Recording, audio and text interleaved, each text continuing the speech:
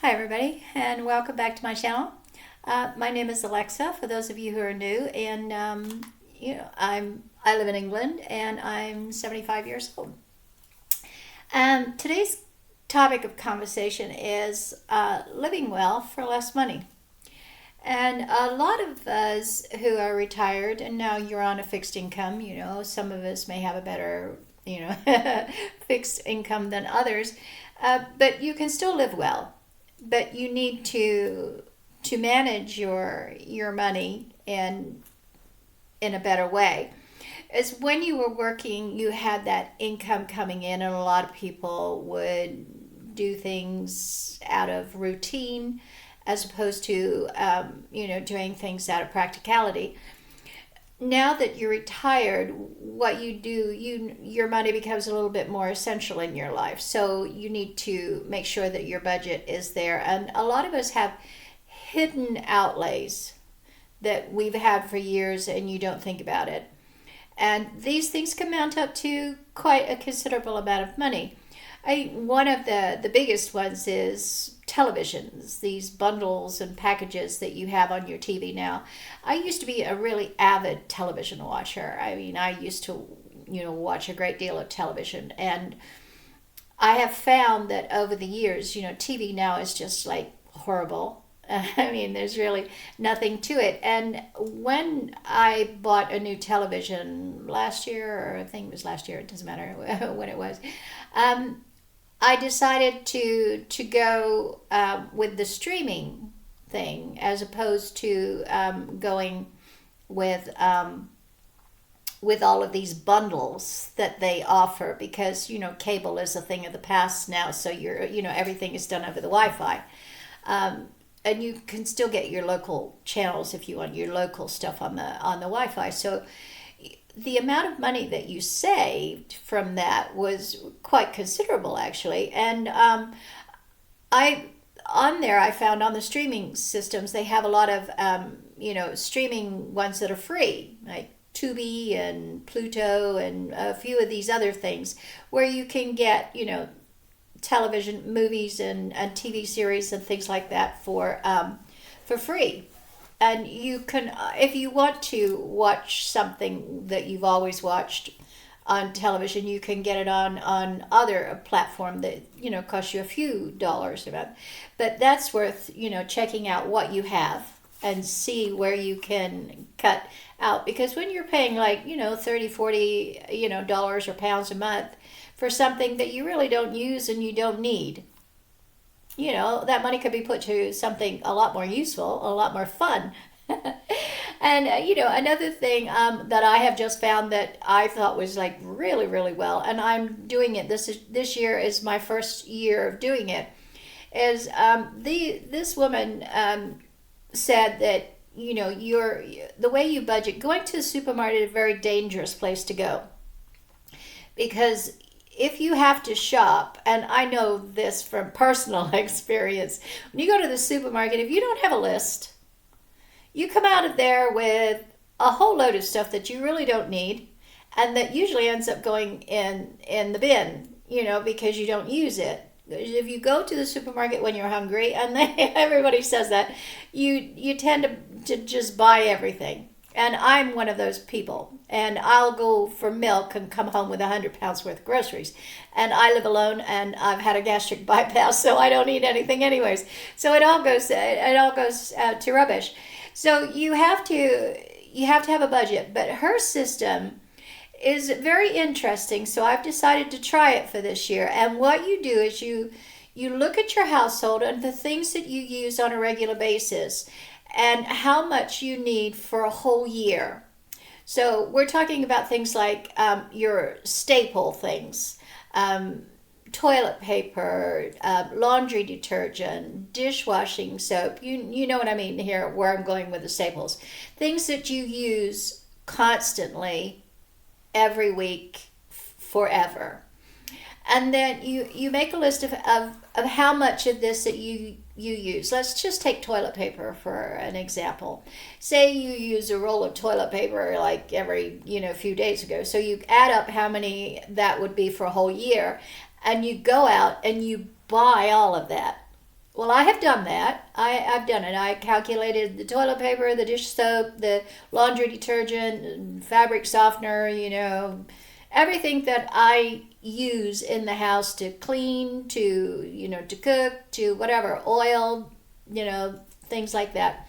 I calculated, like how many tins of tuna I eat in a year. And how many cans of soup that I did. And you buy it. I mean, there's finding space for all this stuff was a bit of an issue, but you've done it. So what you're left with is your weekly budget. So you've laid that out. That cost me a couple of £100 to buy all of that. And I look at it this way: is it's a couple of £100 that I would have spent anyways, but would have cost me more money because whenever I went to buy a roll of toilet paper, I would definitely come home with 10, 20 pounds worth of something else that I didn't need. So putting out the money in one lump sum, yes, some of you may not be able to afford that, but others of you might, and in the long run, it's going to save you money. So I did that, and it's all stored away. So that's all done.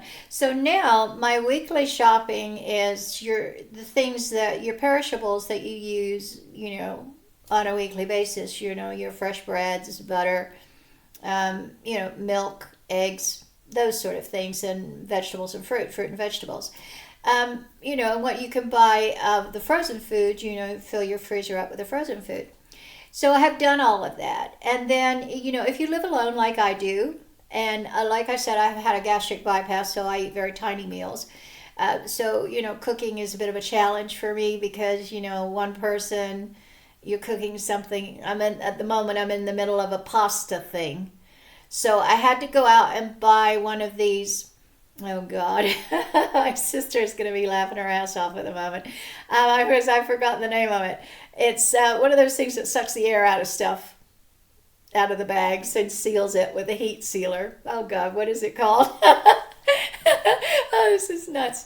Anyways, I bought one of those, and on Amazon it was like $20 or something like that. So you can vacuum pack these things and seal them, and they squish down really well. So because English freezers are like ridiculously small, and so getting containers in there, like the takeaway containers, takes up a lot of space. So this vacuum packer sealing thing will make them really compact so you can make the thing. So this pasta dish that I'm in the middle of making at the moment will be like 6 or 7 meals out of this one pasta dish, which you can put in the freezer and then just put them in a bowl and microwave them. So it's fresh food, but it's you've done it, and it's a fraction of the cost of buying these meals for one, because I buy meals for one person, which is still too big for me, but they're like 6 pounds each, whereas this meal that I have just made, which is like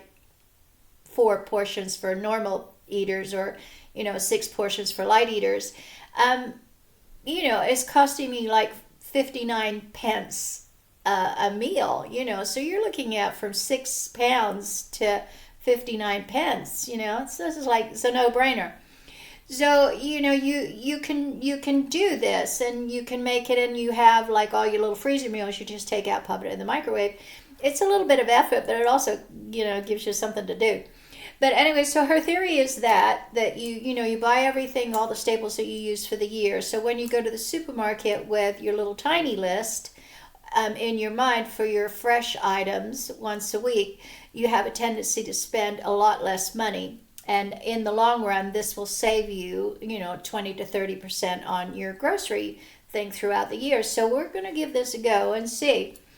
And also another thing is to reevaluate your priorities and your living condition. If you own your house and live in your house, is it relevant for you? Is it something that you should think about changing, and downsize your house? And I know that's an emotional thing for a lot of people.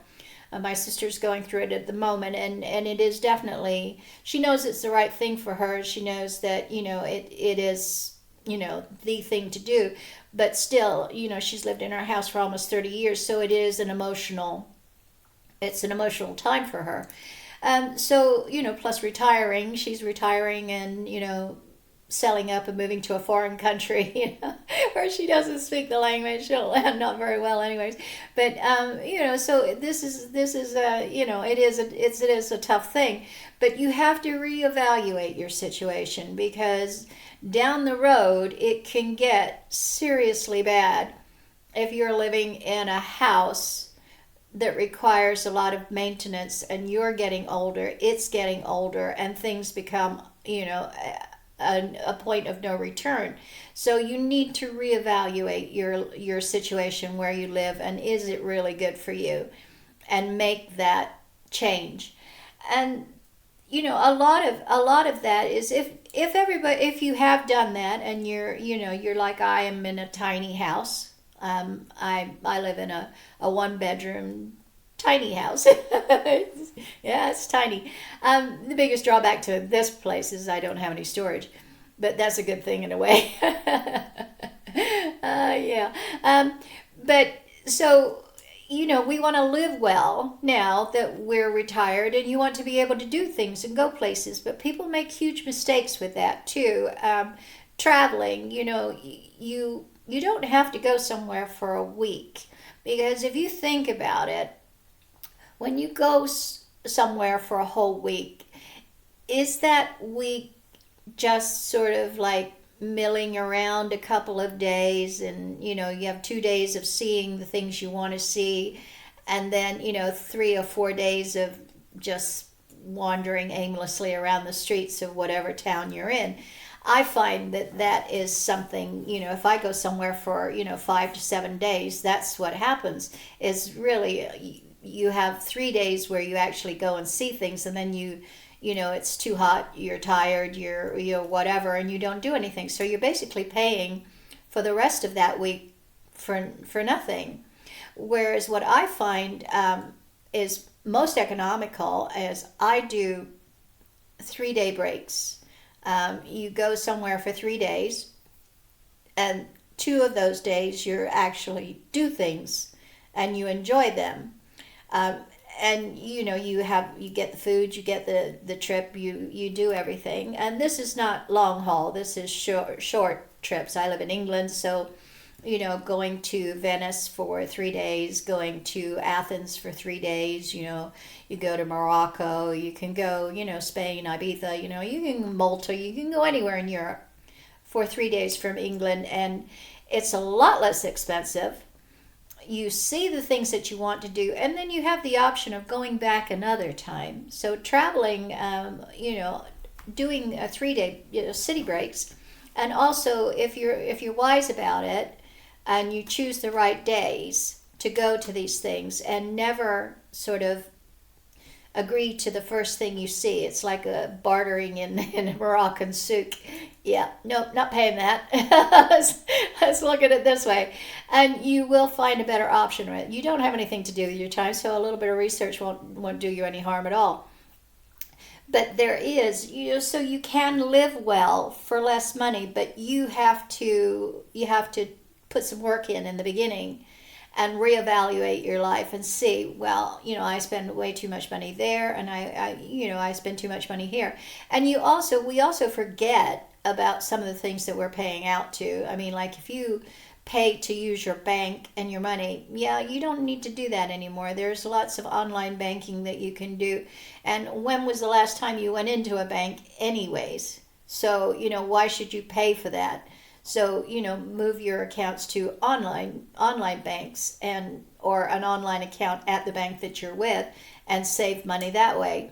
Credit cards that have monthly fees, you really don't need those. You reevaluate your list of credit cards. Do you need all of those things with all of those costs involved in it? So look for the hidden money that you're spending on a monthly basis, and see what it is. And then if you want to travel, set yourself up a travel fund, put that extra, 10, 20, 30 in your cookie jar for travel, and do your city breaks, every other month, go somewhere, and do something that way. And it's a lot cheaper than doing, 2 or 3 weekly holidays a year, or one long holiday a year. I mean, if you live somewhere like I live and the winters are horrible, then, you may want to go away for a whole month. And then, that can also be economical for you. But, if that's what you want to do, you save on your heating bills where you live and you're going somewhere and it's what you want, but make sure that you research this and don't accept the first thing that you come across, because you can find things that the exact same thing for less money if you research it and belong to a different thing. Like I go on to Booking.com, Expedia, Kayak, and all of those sort of things. But what I have found over the years is that if you stick to one, they have loyalty programs. And I have to say that my best option one is Booking.com, as Booking.com does give you a really good, they're genius level things, and they do give you really good discounts.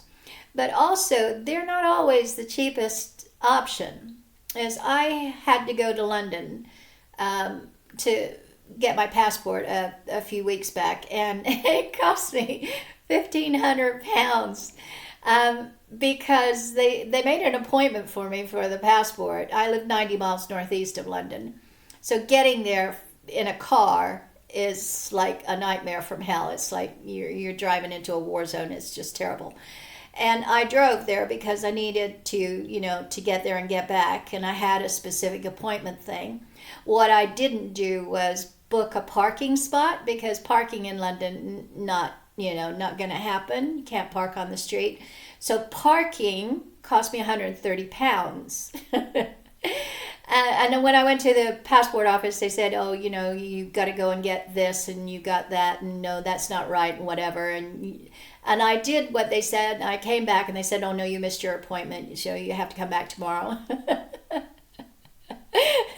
So I decided to stay in a hotel across the way that cost me £500 for the night, plus £64 for breakfast. £64 for breakfast.